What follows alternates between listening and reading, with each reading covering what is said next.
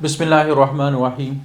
अस्सलामु अलैकुम dear student. आज का जो हमारा टॉपिक है उसमें हमने चैप्टर नंबर 20 डीएनए और क्रोमोसोम इसमें से दूसरे पोर्शन को डिस्कस करना है। पहले पोर्शन में हमने डिस्कस किया था कि क्रोमोसोम क्या होते हैं, क्रोमेटिन क्या होते हैं, उसकी कंपोजिशन क्या होती है। आज हमने डीएनए की केमिकल नेचर को स्टडी करना है कि डीएनए बेसिकली बना किन चीज़ों से है। सबसे पहले डीएनए की डिस्कवरी है एक जर्मन केमिस्ट फ्रेडरिक मिक्सचर 1869।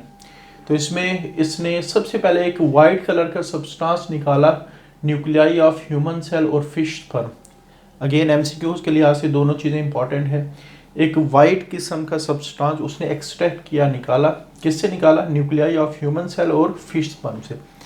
अच्छा, इसका नाम उसने न्यूक्लियन रखा। क्यों?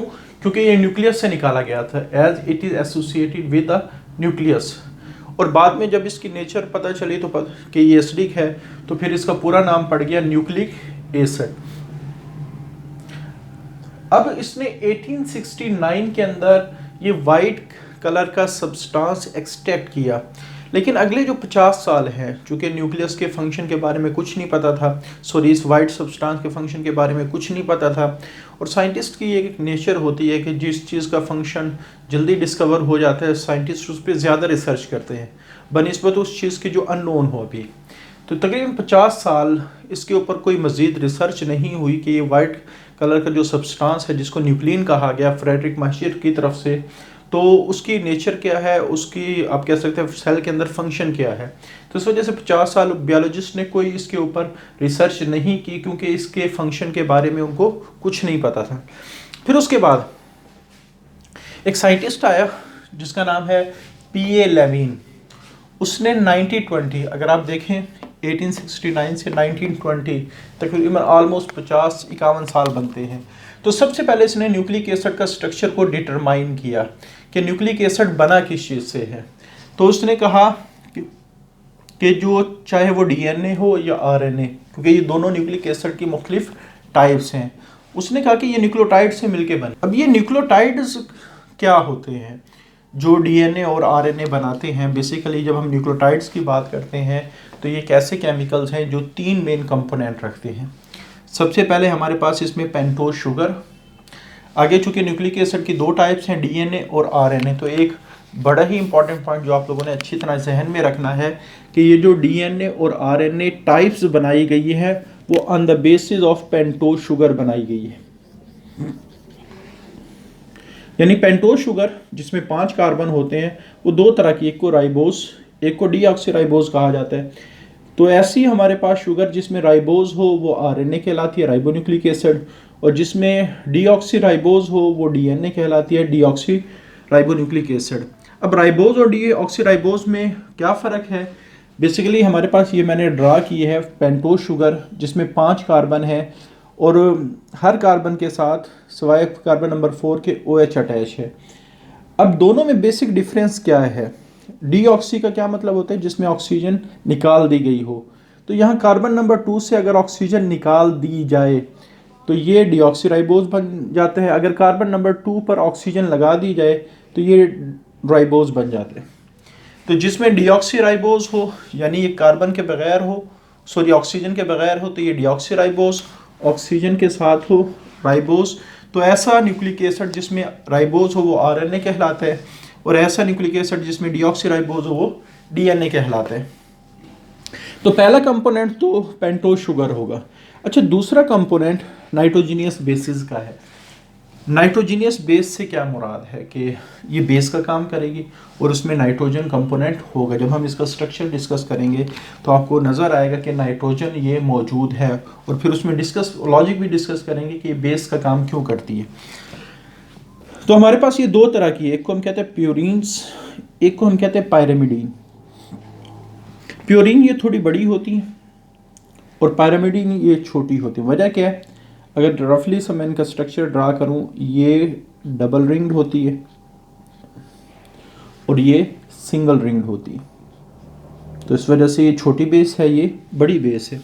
आगे प्यूरिन की वो एग्जांपल जो न्यूक्लिक एसिड बनाती हैं, आरएनए डीएनए बनाती हैं, वो एडेनिन और गुआनिन है। और पायरामिडीन की वो एग्जांपल्स जो आप कह सकते हैं कि हमारे पास डीएनए और आरएनए में मौजूद होती है, वो साइटोसिन, यूरासिल और थायमीन है। तो उनको याद रखने के लिए एक छोटा सा निमोनिक्स है, प्योर अ गोल्ड, के सोने को खालिस बनाएं, प्योरीन, एडेनिन, गुआनिन। और यहाँ हमारे पास एक छोटा सा निमोनिक है, कट पाई। पाई एक स्टेम को कहा जाता है कि साइटोसिन, यूरासिल, थायमीन पायरामिडीन से बिलोंग करते हैं। तो ये हमारे पास नाइट्रोजीनियस बेसिस हैं जो न्यूक्लियोटाइड का लाजमी कंपोनेंट है। एक जो इम्पॉर्टेंट बात है, ये टोटल 5 हो गए, 2 ये हैं और 3 ये, लेकिन चाहे वो डीएनए हो या आरएनए हो, तो उनके स्ट्रक्चर को बनाने के लिए 4 इस्तेमाल होती हैं। 4 डीएनए में होती हैं, 4 आरएनए में होती हैं। तो एक नाइट्रोजीनियस बेस होगी जो डीएनए में नहीं होगी, एक नाइट्रोजीनियस बेस ऐसी होगी जो आरएनए में नहीं होगी। तो डीएनए के पास जो हमारे पास 3 जो कॉमन बेसिस हैं वो 3 है, सीएजी कैच, ये दोनों में कॉमन है। डीएनए के पास थायमीन है और आरएनए के पास इधर यूरासिल है। तो ये दोनों में बाज़ दफ़ा कंपैरिजन आ जाता है डीएनए आरएनए में, तो ये बड़ा इंपॉर्टेंट कंपैरिजन है। उसके बाद तीसरा जो कंपोनेंट है वो फॉस्फेट ग्रुप है। तो अगर हम फॉस्फेट का ओपन स्ट्रक्चर देखें, वैसे तो इसका फार्मूला है H3PO4, ये इसका फार्मूला है। लेकिन अगर हम इसका ओपन स्ट्रक्चर देखें तो ये आपको इस तरह नज़र आएगा कि फास्फोरस के साथ ऑक्सीजन डबल बॉन्ड बनाते हैं और इसके साथ इधर OH है, इधर OH है, इधर OH है। तो ये 3 कंपोनेंट हो गए हमारे पास, एक पेंटोज शुगर, एक नाइट्रोजीनियस बेस और तीसरा हमारे पास है फॉस्फेट ग्रुप। अब ये तीनों कंपोनेंट जब अटैच होते हैं फिर न्यूक्लियोटाइड बनते हैं। अब ये अटैच कैसे होते हैं? सबसे पहले हम यहाँ पेंटोज शुगर ड्रा कर लेते हैं थोड़ा बड़ा करके।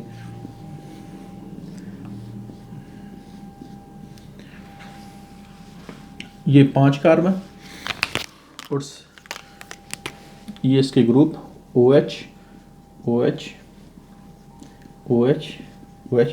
अब यहाँ मैंने OH लगा दिया तो इसका मतलब है राइबोज ड्रा कर रहे हैं। अगर O ना होता तो ये डीऑक्सीराइबोज बन जाती। OH OH, यहाँ H, यहाँ H2 और यहाँ OH। सबसे पहले अगर नंबरिंग हम इनको दें 1 2 3 4 5, तो नाइट्रोजीनियस बेस इस OH को हटा के यहाँ अटैच हो जाएगी, नाइट्रोजीनियस बेस। अब ये दोनों चीज़ें अटैच हो गई, pentose sugar plus nitrogenous base. इन दोनों चीज़ों के मजमूए को हम कहते हैं न्यूक्लियोसाइड।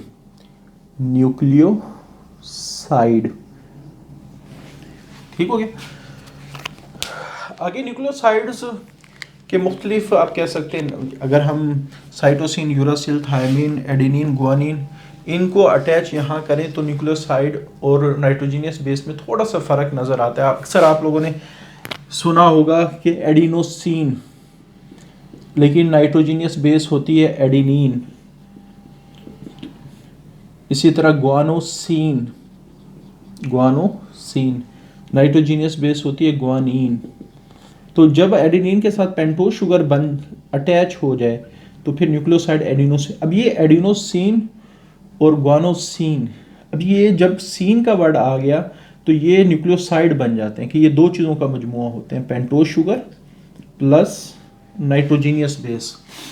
अच्छा, इसी तरह जब हम पायरामिडीन को न्यूक्लियोसाइड में कन्वर्ट करते हैं, यानी उसके साथ पेंटोज शुगर अटैच करते हैं, तो फिर हम साइटोसिन नहीं लिखेंगे, इसकी जगह लिखेंगे साइटिडीन।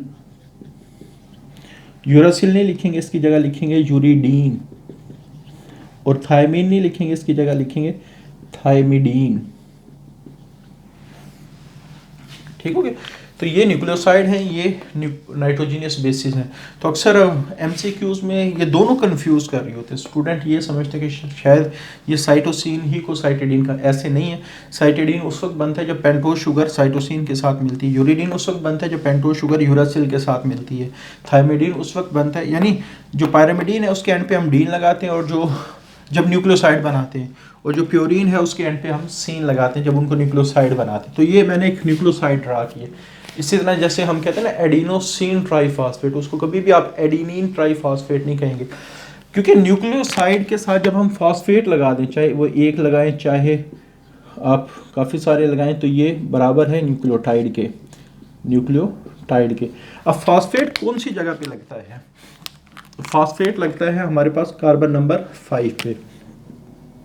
तो हमने फॉस्फेट का स्ट्रक्चर ड्रा किया, फॉस्फेट का स्ट्रक्चर ड्रा किया, तो ये एसिड H रिलीज करता है और यहाँ OH रिलीज होता है और ये बॉन्ड आपस में जुड़ जाता है। तो फॉस्फेट कार्बन नंबर 5 के साथ जुड़ जाएगा तो न्यूक्लियोसाइड प्लस फॉस्फेट न्यूक्लियोटाइड बन। अब ये तीनों कंपोनेंट जुड़ गए, कार्बन नंबर 1 के साथ नाइट्रोजन अटैच हो गया और कार्बन नंबर 5 के साथ फॉस्फेट अटैच हो गया।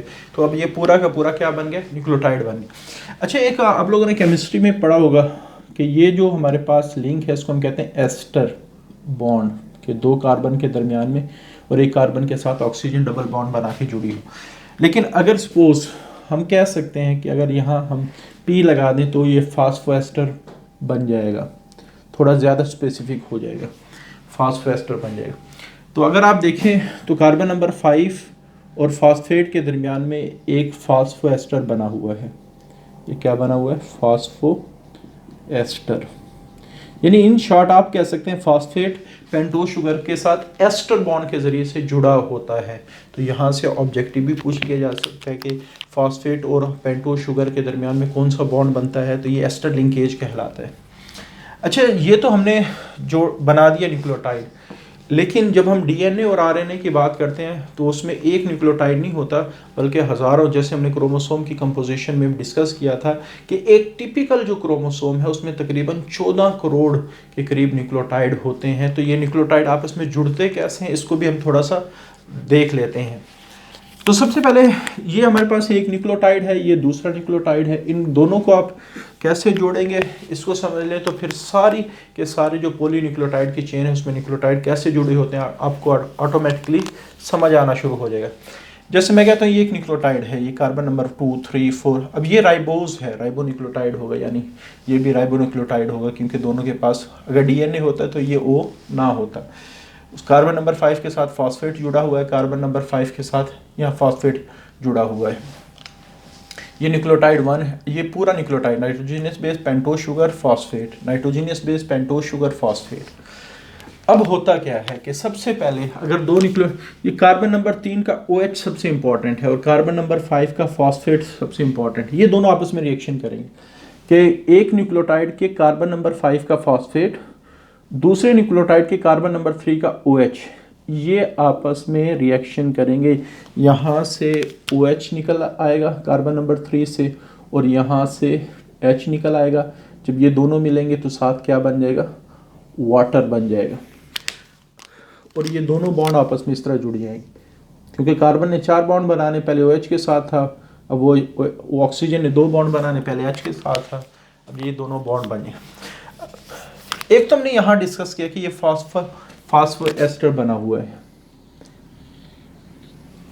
दूसरा अगर आप देखें ये वाला हिस्सा कार्बन ऑक्सीजन फास्फोरस, ये भी एक फास्फोएस्टर बन गया। एक फास्फोएस्टर ये, एक तो ये पेंटोज शुगर है, ये पेंटोज शुगर।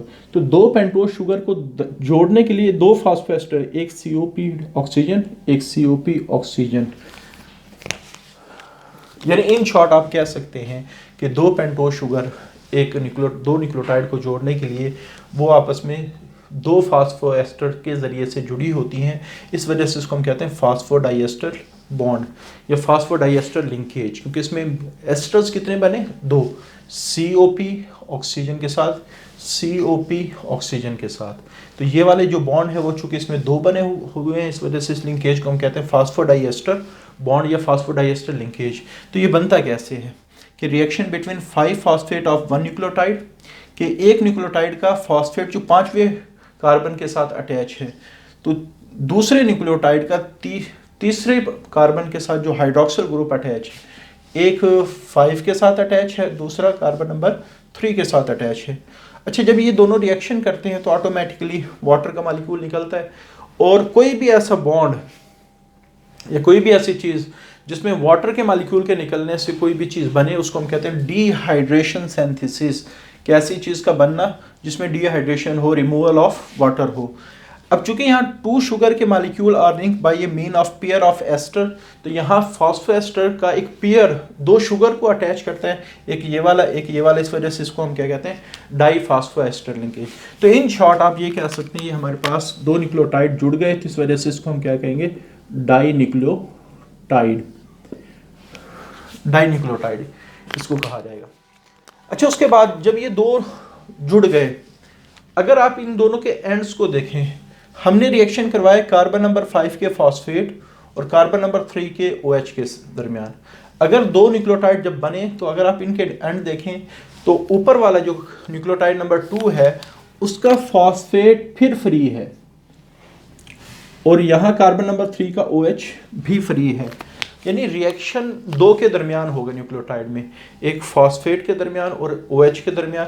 तो अगर डाई न्यूक्लियोटाइड जब बन गया तो एक एंड पे फॉस्फेट फ्री होता है और दूसरे एंड पे OH फ्री होता है। तो इसका मतलब है कि तीसरा न्यूक्लियोटाइड अगर अपना फॉस्फेट लेके नीचे से आए तो वो OH के साथ रिएक्शन करके मजीद ट्राई न्यूक्लियोटाइड बना सकता है, या तीसरा न्यूक्लियोटाइड ऊपर से आए तो OH लेके आएगा, इस फॉस्फेट के साथ रिएक्ट करेगा तो ट्राई न्यूक्लियोटाइड बन सकता है।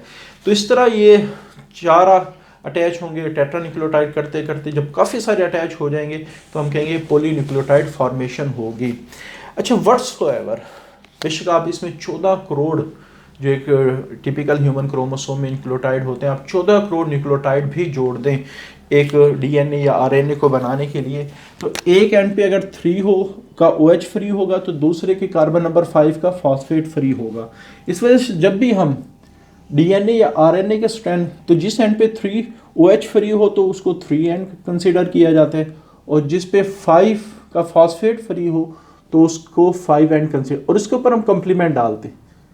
तो कॉम्प्लीमेंट ये शो करता है कि किस कॉम्प्लीमेंट कहते हैं कि जिसमें कोई चीज़ ऐड हो सके, ठीक है, कॉम्प्लीमेंट इसको हम कहते हैं। तो यहाँ 3 रिएक्टिव पार्ट है, इसमें मजीद चीज़ें ऐड हो सकती हैं, 5 रिएक्टिव पार्ट है, इसमें मजीद न्यूक्लियोटाइड ऐड हो सकते हैं। इस वजह से जब भी हम DNA लिखेंगे तो DNA के ऊपर कॉम्प्लीमेंट हम डालेंगे 5, या प्राइम भी इसको कह सकते हैं, 5 प्राइम और 3 प्राइम। तो ये हमारे पास DNA की केमिकल कंपोजिशन है कि DNA न्यूक्लियोटाइड से मिलके बना है। फिर हमने न्यूक्लियोटाइड को किस तरह डिस्कस किया कि उसमें कितने कंपोनेंट हैं। उसके बाद अगला जो टॉपिक है कि जो DNA है इसका जो प्रॉपर स्ट्रक्चर है, उसकी जो शेप है वो किस तरह डिस्कवर हुई, या DNA के अंदर जो न्यूक्लियोटाइड है वो किस तरह किन प्रोपोर्शन के साथ अटैच होते हैं। तो इसको यानी डिस्कवर करने के लिए, जिस तरह यहाँ हमने 2 बातें डिस्कवर की, एक फ्रेडरिक माइस्टर ने DNA को डिस्कवर किया, कंपोजिशन बताई P.A. लेविन ने। इसी तरह DNA से रिलेटेड कुछ और साइंटिस्ट हैं जिनका कंट्रीब्यूशन भी है उसके स्ट्रक्चर को डिटरमाइन करने में, तो उनको इंशाल्लाह फिर अगले लेक्चर में डिस्कस करेंगे। आज के लिए इतना ही, अल्लाह हाफिज़।